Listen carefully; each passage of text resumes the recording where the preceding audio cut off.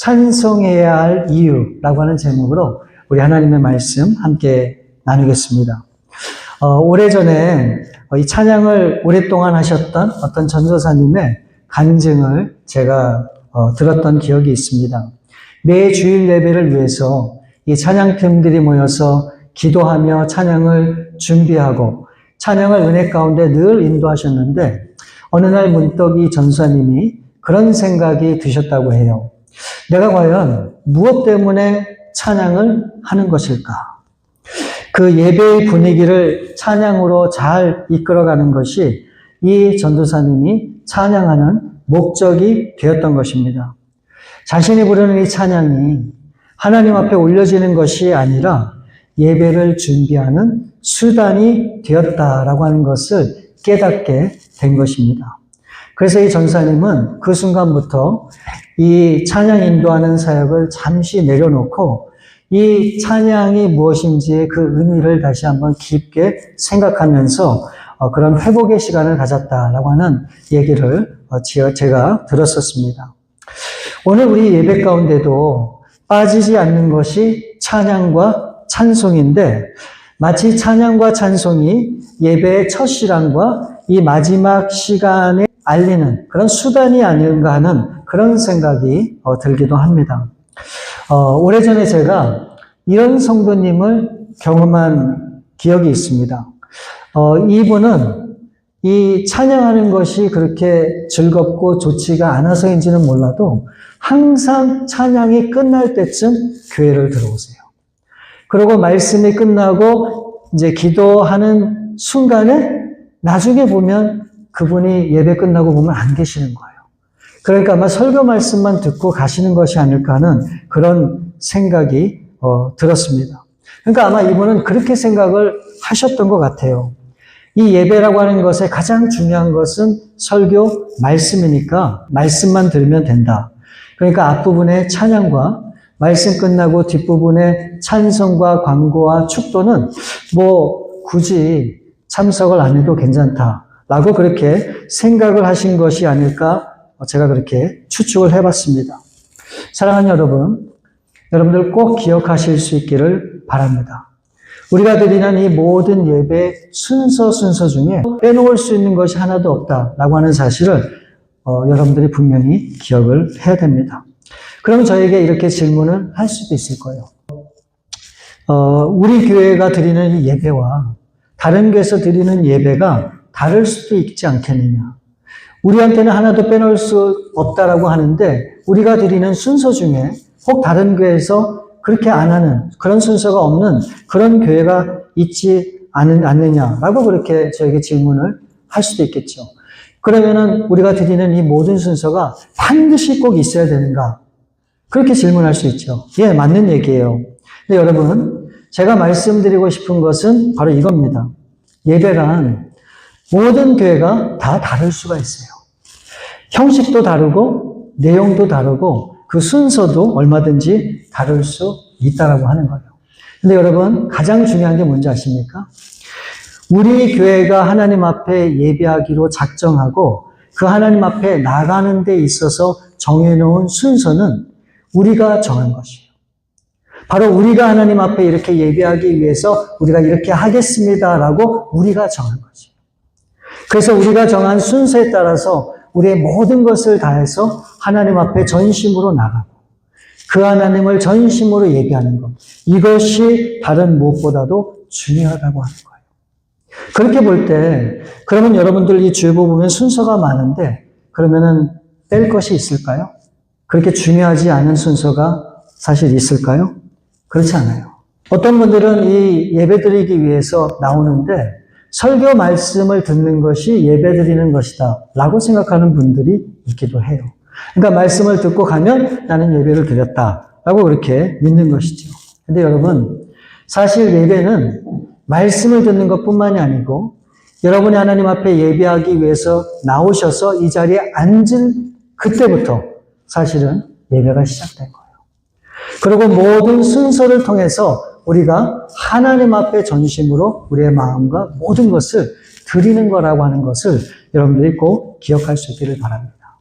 그래서 지난 한 달 동안 우리가 하나님이 받으시는 예배가 무엇인지, 하나님께서 정말 원하시는 예배가 무엇인지에 대해서 우리가 말씀을 나눴는데, 오늘부터는 우리가 하나님 앞에 올려드릴 이 찬송이 무엇인지에 대해서 우리가 좀 생각을 해보길 원해요.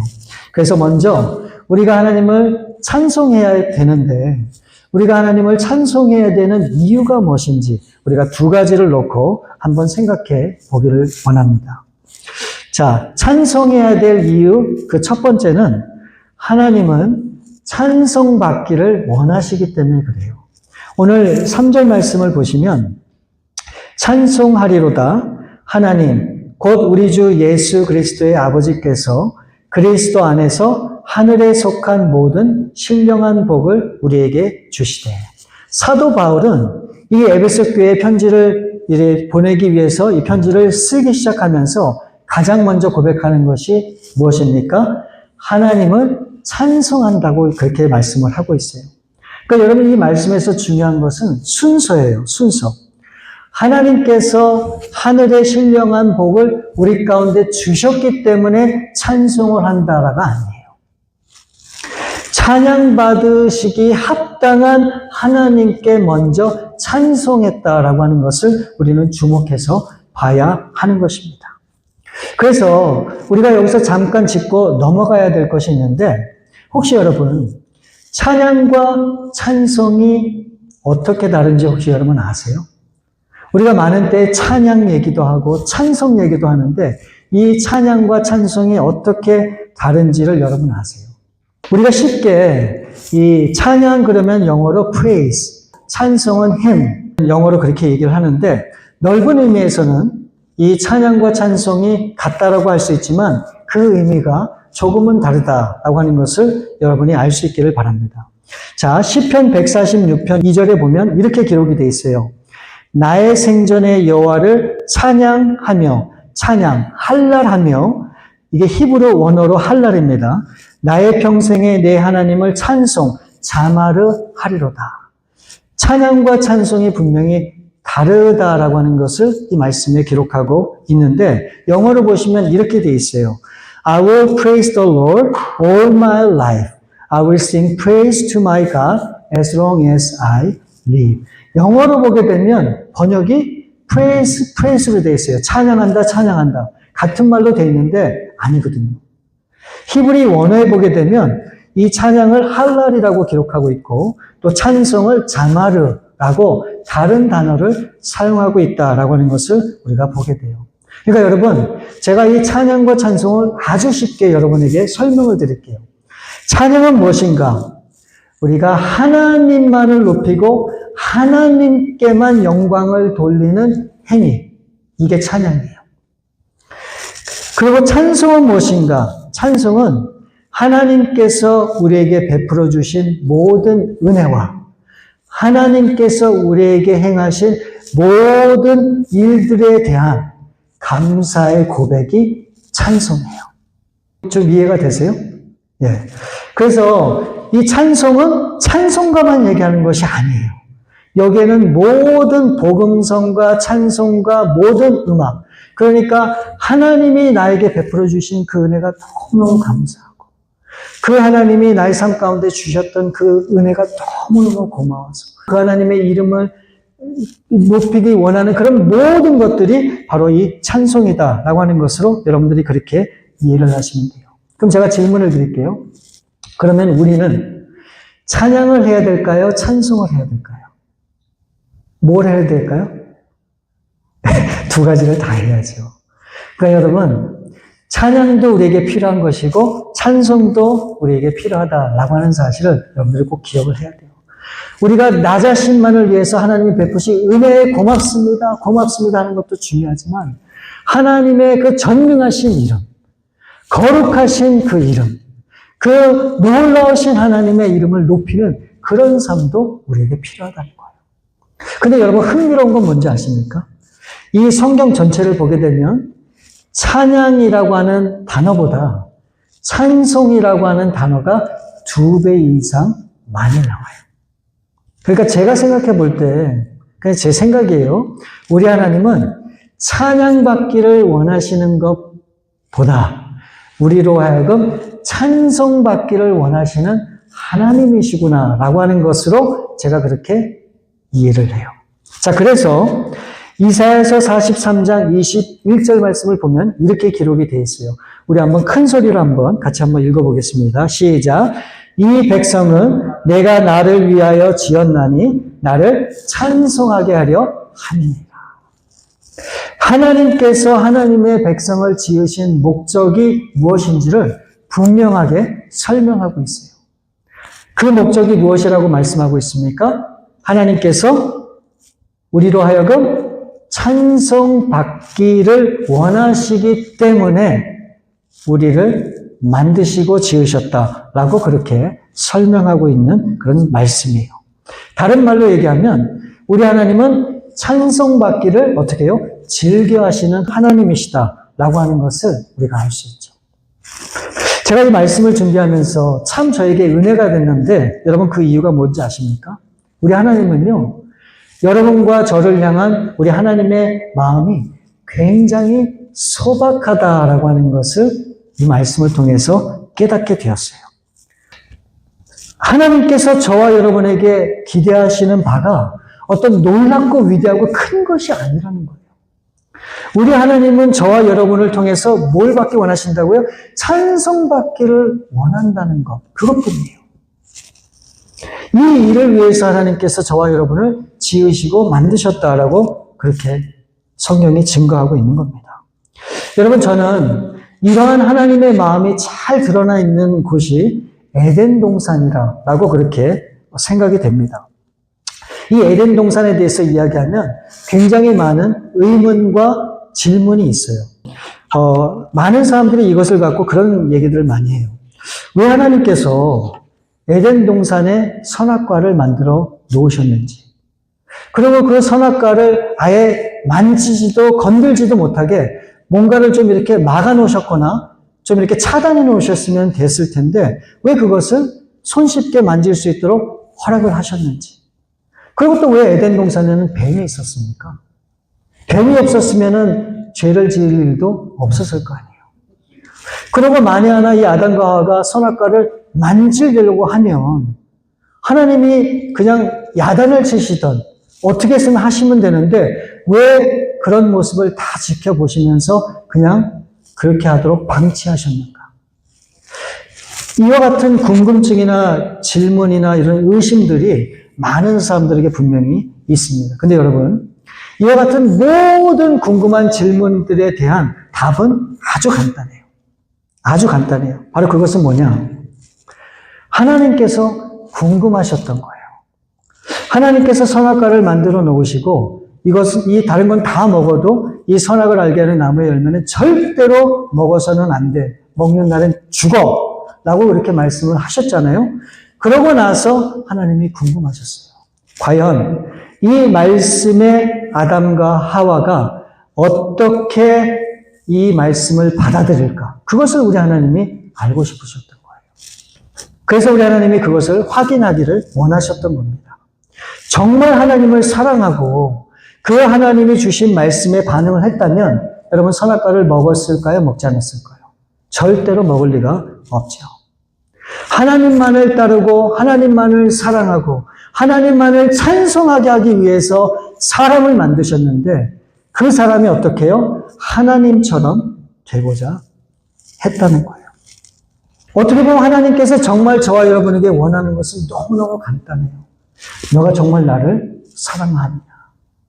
너가 정말 내가 한 얘기를 신뢰하느냐? 그래서 정말 그렇게 살기를 원하는 거예요. 하나님은 simply 그것을 정말 알기를 원하셨던 거예요. 그래서 우리 하나님께서 우리에게 원하시는 것은 딴 게 아니에요. 하나님을 하나님으로 인정하고 너희들이 그 삶을 통해서 정말 나를 찬송하며 찬양하며 그렇게 살겠느냐. 이것을 우리 하나님이 우리에게 물으시는 거란 말이에요. 여러분, 대표적인 예가 십계명이라고 할 수 있어요. 이 십계명을 굉장히 여러분 어렵게 생각하시잖아요. 그런데 그렇지가 않아요. 자, 보세요. 10계명, 1계명부터 4계명까지는 하나님과의 관계 속에서 지켜야 되는 계명이죠. 첫 번째가 뭡니까? 나 외에 다른 신을 섬기지 말라. 그리고 우상을 만들지 말라. 그리고 여호와 이름을 망령되이 일컫지 말라. 안식일을 거룩히 지키라. 이 네 가지 계명을 시사하는 동일하고 공통적인 질문이 뭔지 아세요? 바로 그 질문은 이거예요. 누가 과연 너희의 하나님이냐는 거예요. 이에 대해서 예수님께서는 이 질문에 대해 어떻게 반응하셨는지를 우리가 나중에 마태복음 22장에서 확인하게 되죠. 그래서 마태복음 22장 37절부터 38절 말씀을 보면 예수께서 이르시되 내 마음을 다하고 목숨을 다하고 뜻을 다하여 주 너희 하나님을 사랑하라 하셨으니 이것이 크고 첫째 되는 계명이요.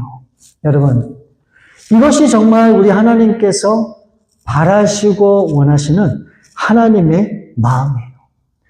하나님을 우리가 진정 사랑하고 하나님께서는 우리로 하여금 찬송받기를 원하신다고 하는 거예요.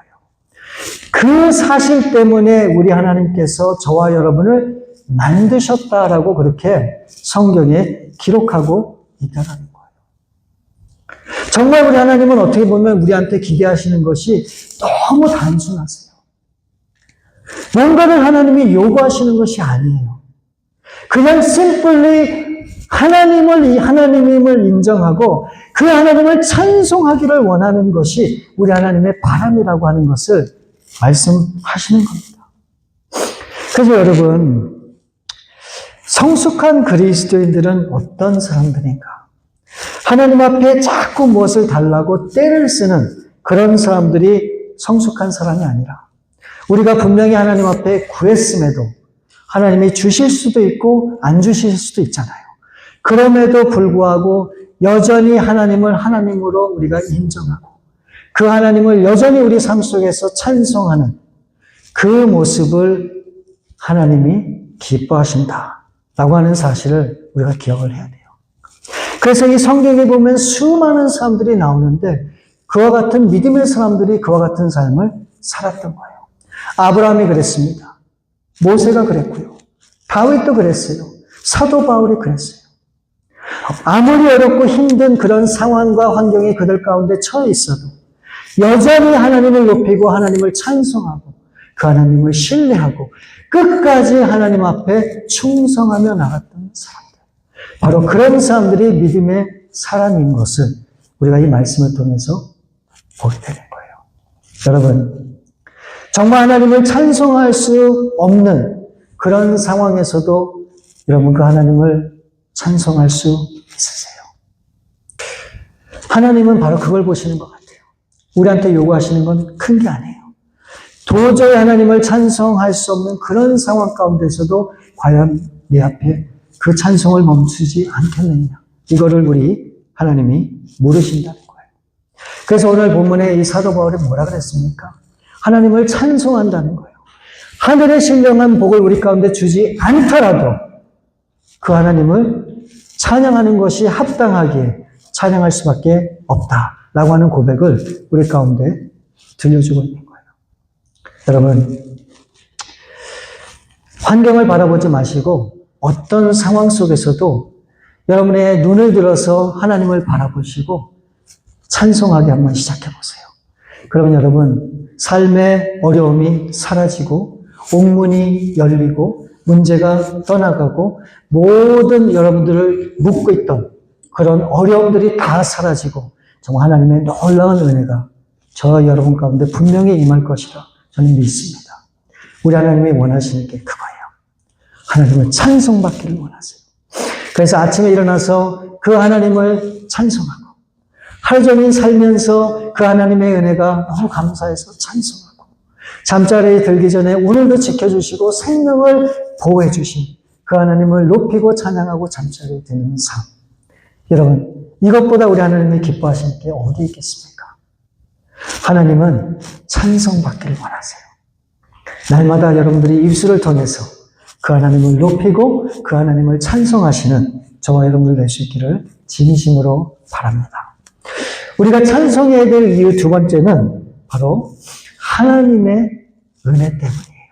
오늘 본문 말씀 4절부터 6절 말씀에 보면 이렇게 기록이 되어 있습니다. 곧 창세전에 그리스도 안에서 우리를 택하사 우리로 사랑 안에서 그 앞에 거룩하고 흠이 없게 하시려고 그 기쁘신 뜻대로 우리를 예정하사 예수 그리스도로 말미암아 자기의 아들들이 되게 하셨으니 이는 그의 사랑하시는 자 안에서 우리에게 거저 주시는 바 그의 은혜의 영광을 찬송하게 하려는 것이라. 이 말씀을 쉽게 정리하면 이런 의미입니다. 하나님께서 창세 전부터 우리를 사랑하셨어요. 그래서 예수 그리스도로 말미암아 우리를 하나님의 자녀로 삼아주셨다는 거예요. 그래서 자녀로 삼아주신 목적이 무엇인가? 바로 우리로 하여금 하나님의 은혜를 찬송하게 하기 위해서다라고 지금 이 말씀이 그렇게 증거하고 있는 거예요. 그러면 여러분 질문이 생기게 되죠. 어떤 질문입니까? 왜 우리가 하나님의 은혜를 찬송해야 하는가? 이에 대한 해답이 6절 말씀에 나와 있어요. 6절을 보시면 그렇게 돼 있어요. 그의 사랑하시는 자 안에서 우리에게 거저 주시는 것 때문에 우리가 찬송할 수밖에 없다라고 기록하고 있죠. 이 말은 우리가 아무런 조건 없이 대가 없이 우리를 거저 하나님께서 자녀 삼아 주셨기 때문이라는 거예요. 우리가 아무것도 한 것이 없는데 하나님께서 우리를 사랑하셔서 거저 아무 대가 없이 우리를 자녀 삼아 주셨기 때문에 우리가 하나님을 찬송해야 된다라고 하는 것입니다. 우리를 태초에 택하시고 하나님의 자녀로 삼아 주신 것은 우리가 어떤 칭찬받을 만한 일이나 어떤 하나님이 보시기에 합당한 그런 일을 행했기 때문이 아니라 거저 받아주신 그런 하나님의 은혜 때문이다라고 이 말씀은 설명하고 있는 것입니다. 우리 예수님께서 이 땅에 오셔서 3년 동안 공생애를 사시면서 수많은 말씀을 주셨는데 그 많은 말씀 중에 사람들의 마음을 가장 울리는 이야기가 있다면 바로 그것은 탕자의 이야기가 아닐까 하는 그런 생각이 듭니다. 여러분도 아마 다 아실 거예요. 어느 날 탕자가 이 아버지에게 자신이 상속받게 될 재산을 미리 달라 그렇게 이야기를 합니다. 근데 이 아버지는 그런 탕자에 대해서 아무런 대꾸 없이 그 둘째 아들 이 탕자가 받을 몫을 다 주게 되죠. 그래서 이 재산을 가지고 이 탕자가 멀리 타국에 가서 이 모든 재산을 다 탕진하고 맙니다. 그리고 이 탕자에게 찾아온 것은 흉년이었고 결국 돼지를 치는 신세로 그의 인생이 완전히 무너지게 되죠. 더 이상 내려갈 것이 없는 자리까지 이제 이 탕자가 내려가게 된 거예요. 그래서 이 탕자가 마지막으로 큰 결심을 합니다. 아버지께로 돌아가자. 내가 아버지께 죄를 지었기 때문에 아들로서는 받아들일 수가 없겠지만 그래도 품꾼이라도 써달라 그런 부탁을 해야지 라고 하는 굳은 결심을 갖고 죄책감과 미안한 마음을 가지고 뚜벅뚜벅 한 걸음 아버지가 있는 집으로 가기 시작합니다. 아직도 거리가 멀게만 느껴지는데 이 아버지가 이 탕자를 발견하고 달려옵니다. 그리고 이 탕자의 목을 안고 입을 맞추세요. 아직 이 탕자는 아버지 미안해요, 죄송해요 라고 하는 말 한마디 못하고 그 잘못을 뉘우칠 시간조차 없었는데 아버지가 말없이 다가와서 먼저 이 탕자를 끌어안은 겁니다. 여러분, 이 장면을 통해서 우리가 깨닫게 되는 그 메시지가 무엇입니까? 이 탕자가 아버지께 돌아온 것이 아니라 사실은 아버지께서 이 탕자를 향해 달려가셨다는 거예요. 우리는 이 탕자처럼 얼마나 멀리 하나님을 떠나갈 수 있는가라고 하는 생각을 하기보단 하나님의 은혜가 얼마나 멀리까지 우리를 따라올 수 있는지에 대해서 이 말씀은 증거하고 있다라고 하는 저는 생각을 해보았습니다. 정말 부끄러워서 아무것도 내어놓을 수 없는 한마디 말도 할 수 없는 그런 탕자를 향해서 아무 말 없이 그를 품어주시고 안아주신 그 아버지의 놀라운 사랑, 바로 그것이 진정한 은혜가 아닐까 하는 그런 생각을 다시 한번 해보게 돼요. 사랑하는 여러분, 오늘 저와 여러분이 하나님을 찬송해야 되는 이유는 너무나 분명해요. 우리 하나님은 저와 여러분을 통해서 정말로 찬송받기를 원하세요. 내가 잘되고 좋을 때만 하나님을 높이고 찬송하는 것이 아니라 탕자와 같이 인생의 저 밑바닥에 있을 때에도 여전히 그 하나님을 신뢰하고 그 하나님을 사랑하기 때문에 그 하나님을 찬송하는 그 찬송에 귀를 기울이시는 우리 하나님이십니다. 그리고 이 하나님의 은혜로 우리가 거저 자녀 삼아졌다고 하는 이 사실 때문에 우리는 하나님을 찬양할 수밖에 없는 거예요. 우리 이 두 가지를 기억하면서 그 하나님의 그 은혜에 감사한 마음으로 우리가 매일매일 이 찬송을 통해 우리 하나님 앞에 나아가시는 저와 여러분들 될 수 있기를 우리 주님의 이름으로 축원을 드립니다. 우리 이 시간에 함께 기도하는 시간 갖기를 원합니다. 여러분, 탕자는 아버지 앞에 너무너무 부끄러운 마음으로 무엇 하나 제대로 내세울 것이 없는 그런 모습으로 처절하게 아버지의 집을 향해서 나갈 수밖에 없었습니다. 그럼에도 아버지께서 멀리서 그 탕자를 바라보고 그 탕자가 있는 곳까지 달려가서 그를 안고 그에게 입맞추는 모습을 보면서 바로 이분이 정말 우리가 믿는 아버지, 우리 하나님이시구나. 우리가 인생의 절망에 떨어져서 모든 것을 낙심하고 실망하고 정말 살고 싶은 소망이 단 한 가지도 들지 않을 때 우리 가운데 찾아오시는 분이 우리 아버지, 우리 하나님이세요. 우리를 그렇게 아끼고 사랑하시는 분이 우리가 믿는 우리 하나님이세요.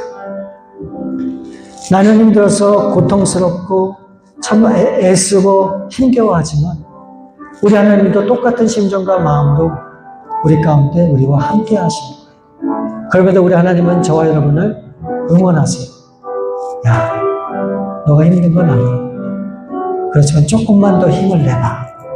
나를 한번 믿어봐. 내 손을 한번 잡아봐. 내가 너를 반드시 일으켜줄게. 세워줄게. 도와줄게. 바로 이것이 하나님의 마음입니다. 바로 하나님의 은혜죠. 바로 그것이야말로 우리가 하나님을 찬송해야 되는 이유. 그리고 그런 찬송을 받기 원하시는 분이 우리 하나님이십니다.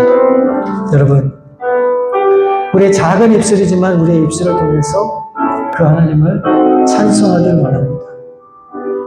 여러분, 이제 그 하나님을 높이는 그 하나님만을 바라보시고 그 하나님께만 영광 돌리시는 여러분들 되시기를 바랍니다.